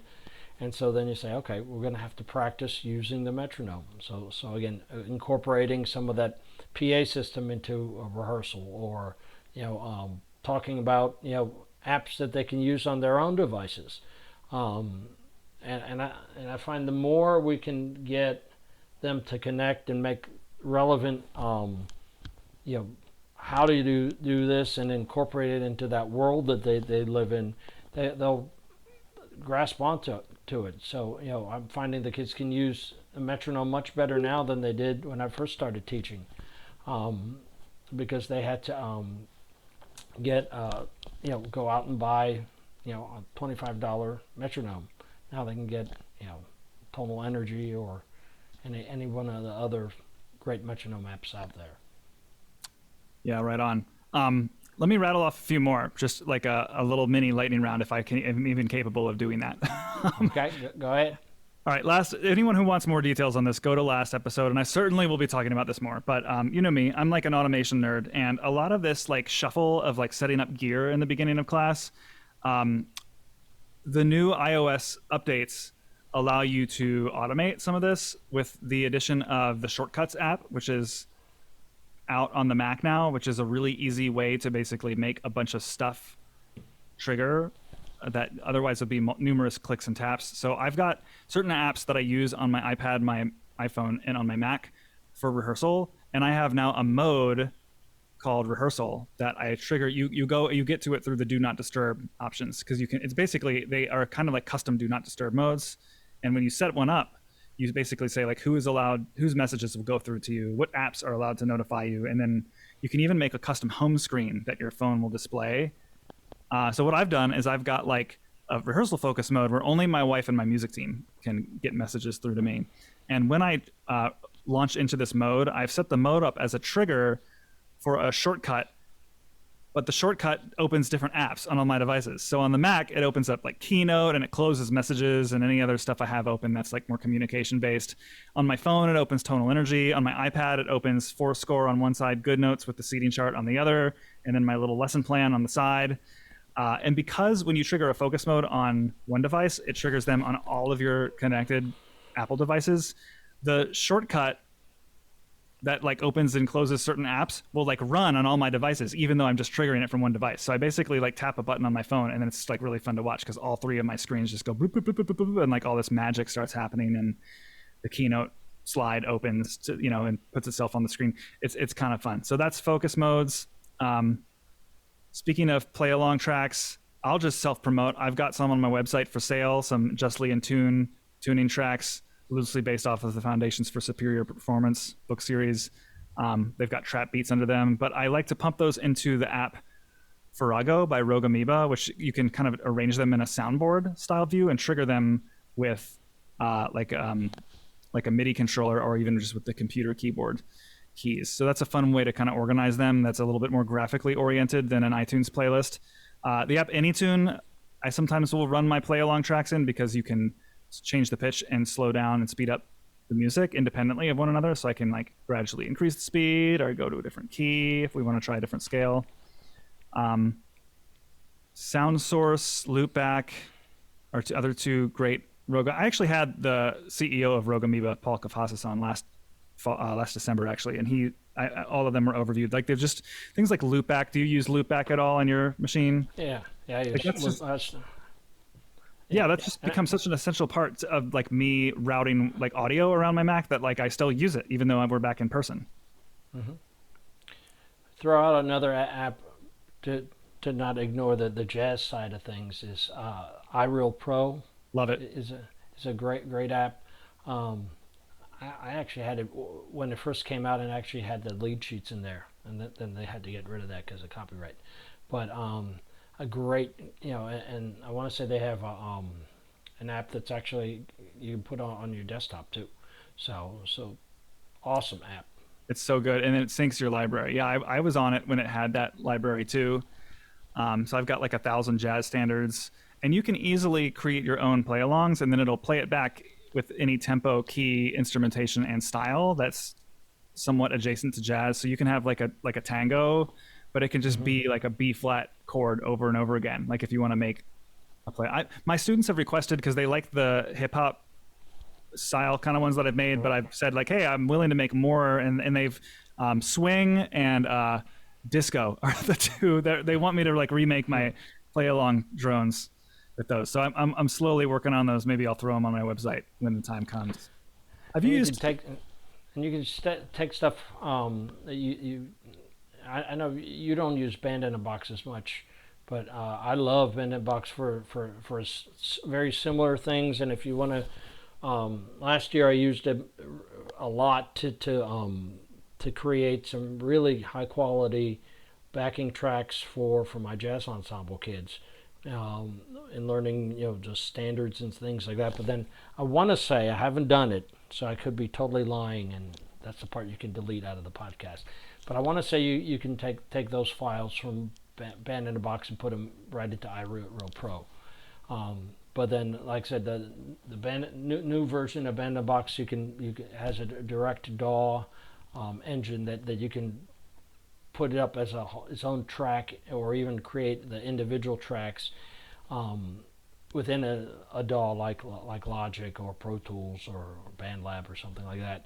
And that's been awesome, for creating those kind of things. And Band in a Box is one of those that has, I want to say, almost limitless styles and stuff like that. And the engine that creates its own solos is just so good. It's one of those jazz tools. Between that and Ireal Pro are just awesome. I've had numerous requests to cover Band in a Box, so I think I'm gonna have to put sometime this year, buy a license and then get into it. It was not the product that it's, to my knowledge, has improved significantly in the past 5 years. And when I was first made aware of it, it seemed like, it was cool, but like Ireal Pro, it was definitely a stronger offering, and it seems to have a lot more polish to it now than it did then, but also some of these like more power features like what you're describing. It's a couple more. Classroom Maestro is an app I bought last year. I think it was about $40. It runs on Windows and Mac, and it shows a computer keyboard. It shows a piano keyboard on screen and a staff, and anything you play on your MIDI controller shows you the notes on the staff and lights up the keys on the on-screen piano. And it can also do some things like you can have it, like if you're doing chord or interval analysis, you can have it like show what scale you're holding down on the keys, what chord you're holding down, what interval.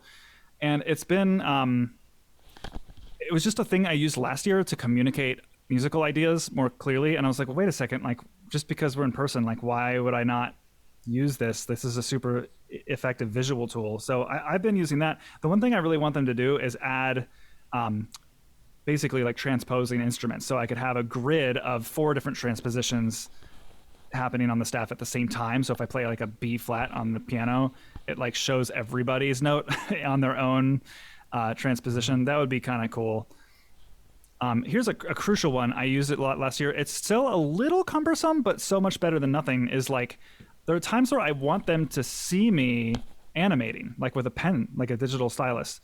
And, the chalkboard, I'll still run to the chalkboard, whenever I need to just jot down a quick idea for them visually. But sometimes I do want to like write on a document and show them, or I want to illustrate something with more tools. Basically, my digital whiteboard app of choice is GoodNotes, which I also use for my seating charts.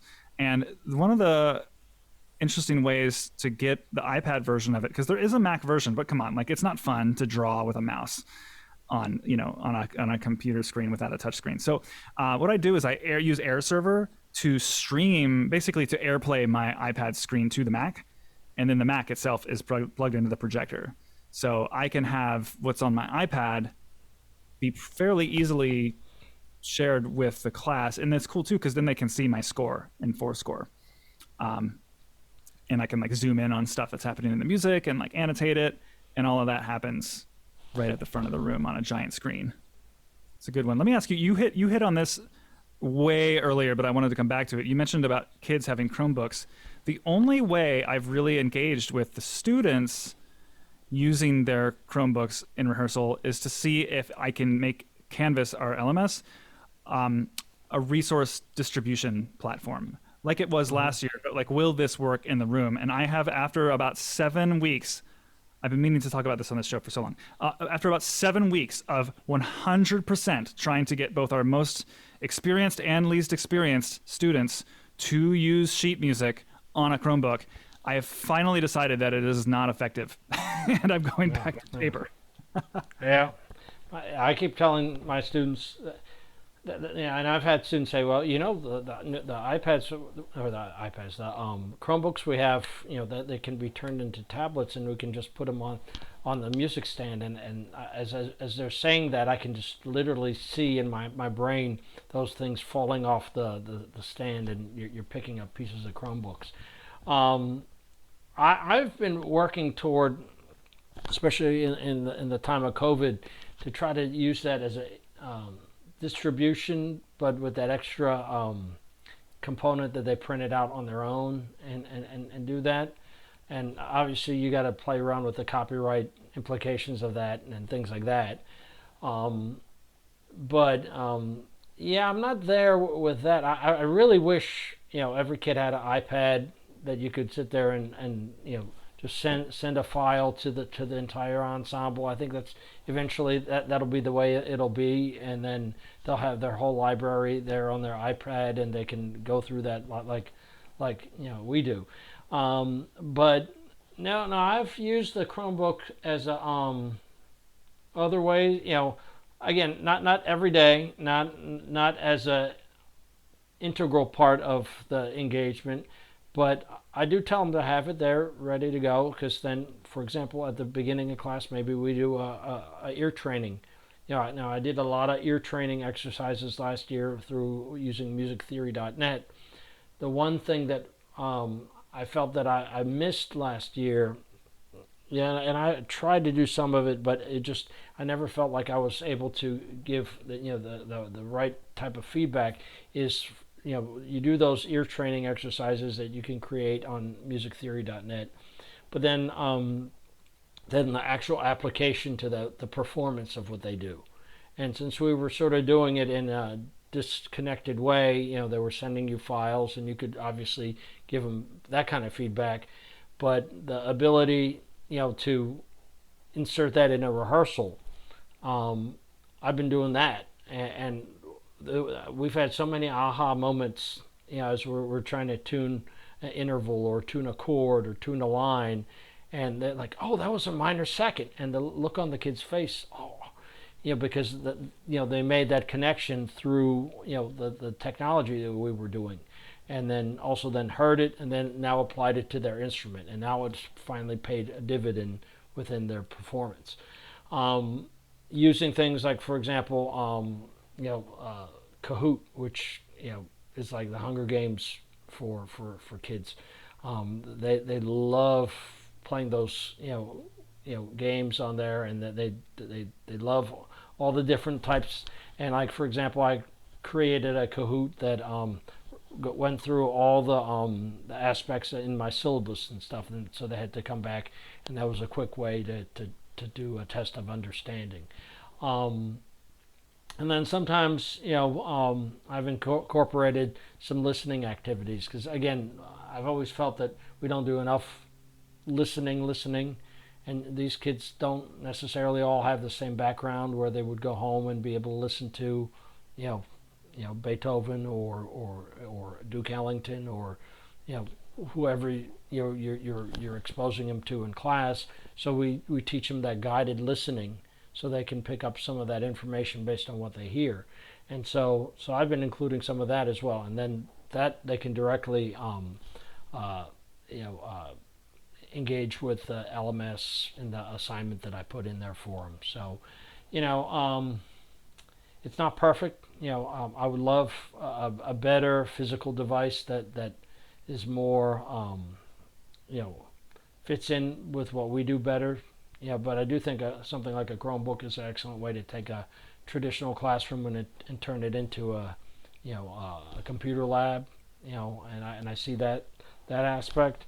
I wish you could take the top of the Chromebook off and put it on the music stand and use it as a tablet that way, and use that as a digital sheet music piece. I think that's eventually where we'll go. But The main issue is, yeah. And I'm gonna table. I always say this, and I don't want anyone who's listening to think that I don't like care about copyright law. I surely do, but like I'm gonna table that part of the conversation because it's almost irrelevant to the technical issues with like let's just assume that you have like the legal right to share a piece of music with a student. Like if all they have is a Chromebook, like there's so many levels of difficulty in between there, but the most dominant one is that there isn't really any good web software like there is forScore. Because forScore is a native iPad app, it takes up the whole screen. It has buttons that are giant touch targets that mimic the operating system, so like it's familiar to kids. All of the touch gestures are responsive and consistent and smooth. It has its own library where you can store things. You can create set lists. Like it just is a million and one reasons why it works really well. And I have tried a couple of options for the web, and it's just a pretty bad experience. Like if I share it, for example, if you share something in Canvas, like they have to like go into full screen mode, and the screens are really dim, and like some of them, like when they sit it in portrait mode, like the button gets depressed on the bottom, which either, depending on which orientation they have it, if it's one side, it turns off their computer screen. If it's the other side, there's like this voice assistant in Chrome OS that comes on, whatever versions of Chromebooks we have in our amongst our students, there's this robot voice. So it's funny, for the past 5 weeks, lots of robot voices going off. Then of course you could put it in landscape instead of portrait, which is somewhat effective, but doesn't really eliminate the other issues. And then what if the internet is down on your side of the building? Like, how are you know what I mean? There's just too many little things in their way. So we've been slowly getting the paper copies back, and they're so thankful. But here's the thing, though, is like, but that it's nice to have paper for all the reasons why paper is tactile and consistent.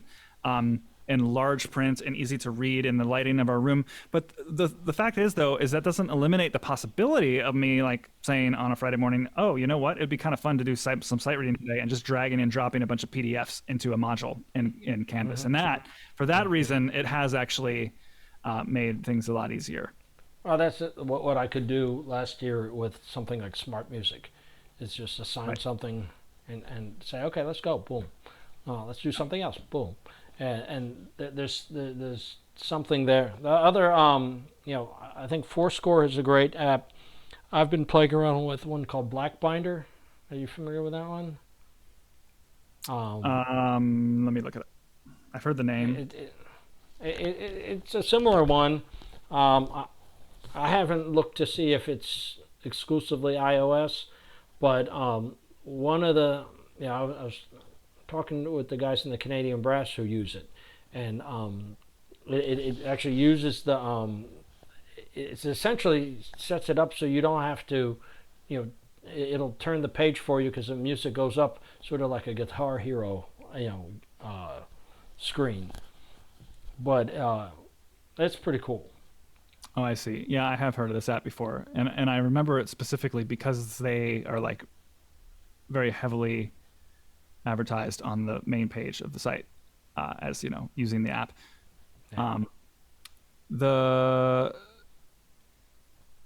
Interesting. Is it specifically designed for brass instruments? It's very, very brass. Has a lot of brass. Yeah, it says the only sheet music app with true automation scroll, and then it says revolutionizing brass music scores one instrument at a time. It's iOS only. Okay. I got to recheck out this app. This is another one of those apps that I learned about years ago, and it didn't seem great, but it's possible that it's they've really done a lot with it since I last looked into it. Because a lot of the issue is always, if you're looking at a score, how do you turn the page on the score, and there are obviously different ways you can do it on forScore, and I've heard people thinking about creating a Bluetooth button on their conducting baton, and obviously pianists who have a foot pedal. I've played gigs when they've used a foot pedal to change pages, but there's something to be said about not having to, that it actually changes the page for you. So, Yeah, that's kind of interesting. As a performer, I don't know. I've never had a problem with my Bluetooth foot pedal. As a conductor, I just tap the screen. My finger is, yeah. touching the screen a lot, but um, it's really Well, fine. But yeah, you're turning the page in a physical score anyway. right, exactly. Yeah, but I'm gonna check out this app for sure. I'll put a link in the show notes. Um,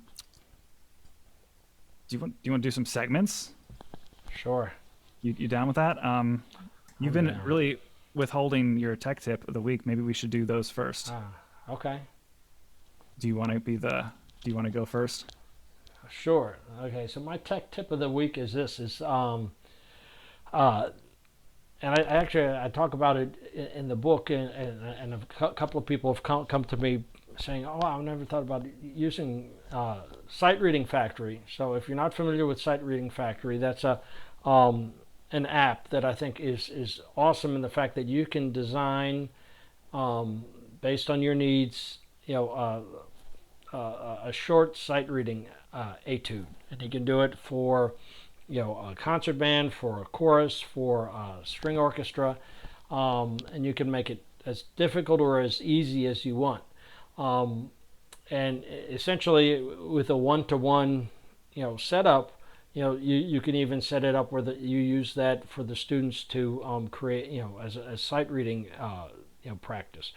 What I had started doing is projecting that puppy on the smart board, on the Promethean board, and literally as I explained to the students how what we're going to do and how we're going to read through this, and as I see the clarinet players kind of fingering through and seeing all that, I go in there and click the button, change the etude, because it has an algorithm in there that that engine in there that just generates these automatically. So every time you hit a button, boom, new one, boom, new one. So as I'm talking to them and see the kids like literally trying to look ahead and not make it true sight reading, the thing I like about doing it like this with an ensemble is that I can keep hitting the button, and then as soon as we're ready to actually truly sight read, boom, you hit it. Now take a look through that and do it. And then of course, and through your sound system, you can, if you want to play them back a model of how it should have sounded or things like that, you can really use it authentically in a rehearsal that way. In addition to the way probably it was meant to be used is individually and things like that. So that's my ensemble tip. Awesome. All right, mine is going to be very specific to me, but it's also going to be just sort of a broad idea. I'm always preaching that people should learn the keyboard shortcuts to their software, save lots of time. But a lot of pro apps also allow you to customize the keyboard shortcuts, and Dorico is no different. So Dorico is what I use to create all my scores. And like I said, I've been making a lot of these practice sheets where every kid learns everybody's part for every, like for example, we've been doing the 6th grade band classic Donut Factory, and I wanted everybody to learn the bass part. So I had to write out the bass part and then put it in every instrument voice. And then I had to write them sounding like the middle upper part and then the middle lower part, write those for every instrument. And so what happens a lot is I am kind of taking it apart and writing it for the flute, and then I just need to copy it and paste it down to every other staff. So there's this great feature. I'd imagine most apps that work with notation have this, but Dorico allows you to create a keyboard shortcut for it. It's called you can either move or copy something from whatever staff you're working with to the staff below it. And so I customized that to be Option Command M for move. And what happens is I can be on the flute line and I can say, all right, let's write it for oboe, Option Command M, and then it just puts that down on my oboe part. And then I hit it again to put it down into my next part. And then because you have to move it up or down a couple of octaves. Well, the keyboard command for moving down or up something in Dorico is Option Command up and down arrow. So I just keep my thumb and my index finger smashed down on the Command Option key, and then hit M to copy, and then up and down to put it in the right register. And then it's pretty quick. It takes like literally a couple of seconds to take something and paste it to all different instruments in the range that I want. And of course, because Dorico by default organizes a project into different kind of separate but related flows of music, it's really, really easy to have there be like a part 1 that's like 8 measures long, and then a part 2 that's 8 measures long, and a part 3, because by default, Dorico is thinking of things in like smaller parts of a whole. So I get really, really quick scores. I can pump one of these out for, like a grade level 1 piece. I can do one of these in a planning period now with all the fast keyboard shortcuts. That's my tip. Sticking to it. Do you want to do app of the week? Sure. So what do you got? I upgraded to RX9. Are we doing nice. app for the computer or for the phone? But anything. Okay, well, this is my app of the week is RX9, which is if you're not familiar with, well, I know you are, but for listeners not familiar with it, is essentially audio repair, which I actually got to see RX. It's by Isotope. Came out about 9 years ago. I got to see the first real version and actually wrote a review on it, and it was just amazing. And it's this piece of audio software that's used by all the big TV and movies to take out noise and things like that.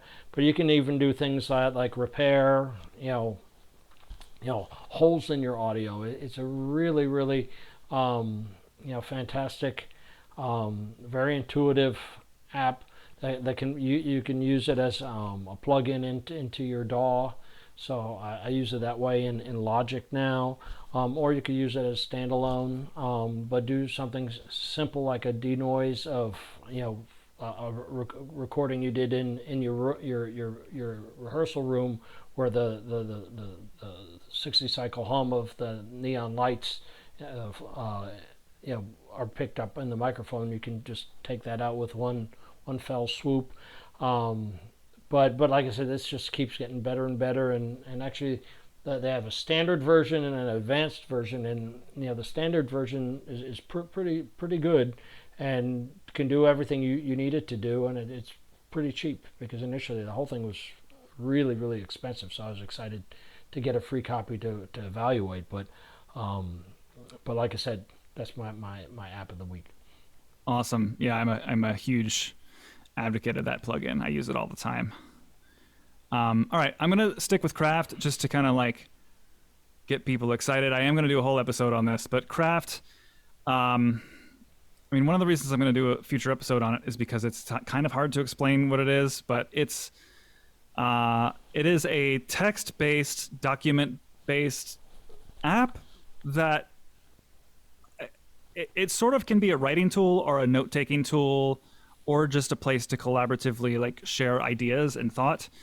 It is not unlike Google Docs, but it's designed with iOS and macOS conventions in mind. So it feels like a really, really solid, like you could honestly, you could use this like a word processor if you wanted to, and it would just be like a way prettier and easier and more flexible version of Microsoft Word. It wouldn't have the same power features, but I started not really knowing what to do with this app until I realized that you can create connections between your different documents. So I started to just make this app finally made sense to me when I started making a document for literally everything. So like if I'm on a phone call, make a document.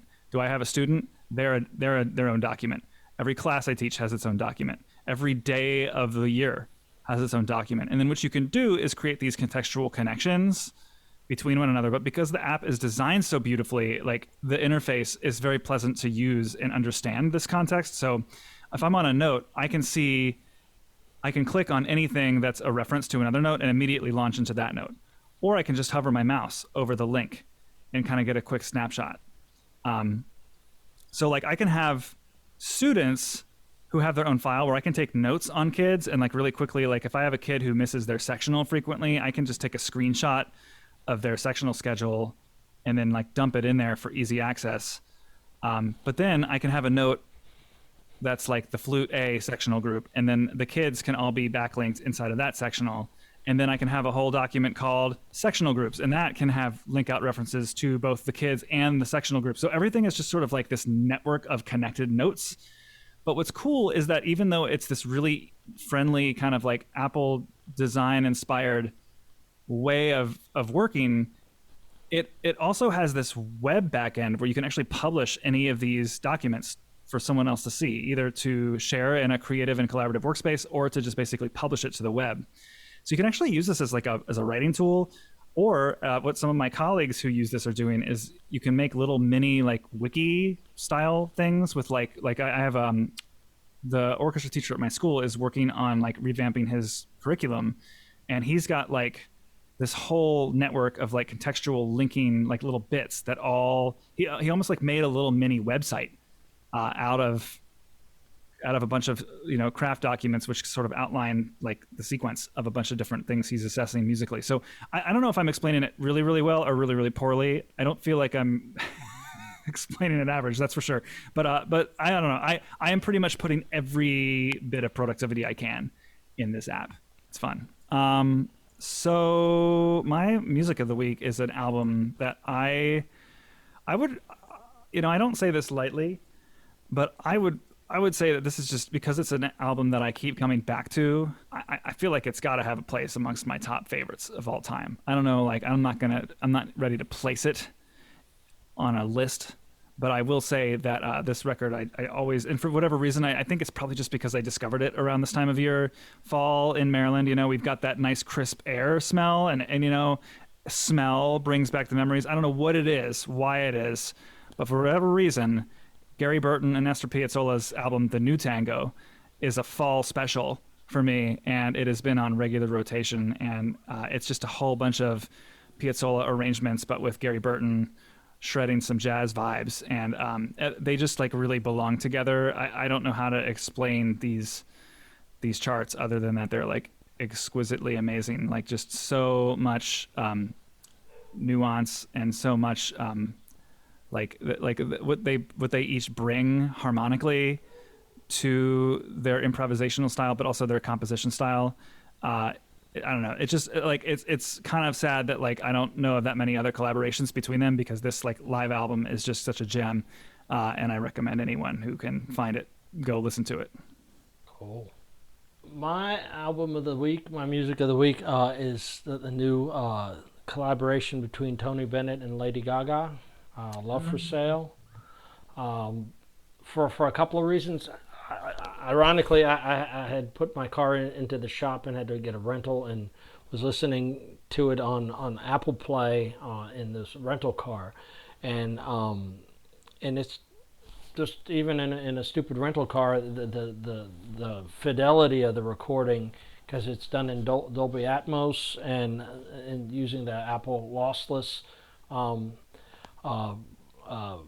format, is just a phenomenal example of fidelity. The other good one is the Gordon Goodwin, a Big Fat Band, the Gordian Knot, is also done in Dolby Atmos. But this one, this Love for Sale is all Cole Porter tunes. Just came out at the beginning of October. The arrangements in there are just killer arrangements. They have some killer players on there. Tony, I think this is Tony Bennett's last album. I think he's 95. He's up there, and obviously has some health problems. And I think his family said that this was the last album, and he just kills on there. And then Lady Gaga always impresses me with her jazz chops. And it was not unusual for me to find out that that's where she started out, and so that's a very deep connection to her musically, and but she has the nuances of a really fine jazz vocalist. She's got range. Like she can sound like Billy, she can sound like Ella, and then interpret correctly, how to do some of the stylistic stuff. She's one of those pop stars, which they're not a whole lot that I can give this kind of street cred to. Is a real solid musician, and can really, deliver in a totally different genre than she's, gotten fame for. And like I said, it's just a phenomenal album. Like I said, it's all Cole Porter stuff. So part of the American Songbook, part of just jazz standard stuff, and just really done amazingly well. It's one of those albums you just sit there like, all right, I'm gonna listen to this about 4 more times before I put it down. Right on. Well, I will link that record in the notes. Speaking of the notes, I will link everything we referenced in there as well, including all of the NAfME articles that you wrote that you mentioned, a link to your book. Are there other places that people can find your work that you would direct people towards if they want to learn more? Yeah, well, I'm on social media, Facebook, Twitter. You can, but you can also go to my website. It's peterperrymusic.net, and that'll take you to those other places. And if you have questions or anything like that, it's connected to my blog, which I need to do more for my own blog and not everybody else's. But I do find that writing for the NAfME music in a minuet is a great way to kind of help contribute to my colleagues and to music education in general, and they get it out to thousands of people every time. So so you'll see a lot of my stuff there. But like I said, peterperrymusic.net is the website, and like I said, it has all things I'm doing recently and previously, and links to some of my other work, both writings and arrangements and performances. So right there's the place.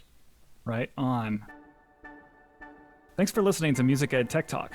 You can find the show's page and show notes for the episode and my blog at musicedtechtalk.com. You can subscribe to blog posts through an RSS app of your choice, and you can subscribe to the podcast in the podcast app of your choice. You can now get blog posts delivered right into your email inbox once a week. Please rate and review this show in the podcast app. It absolutely helps. It'll take just a second and a few taps. Word of mouth is helpful too, so please spread the word about it.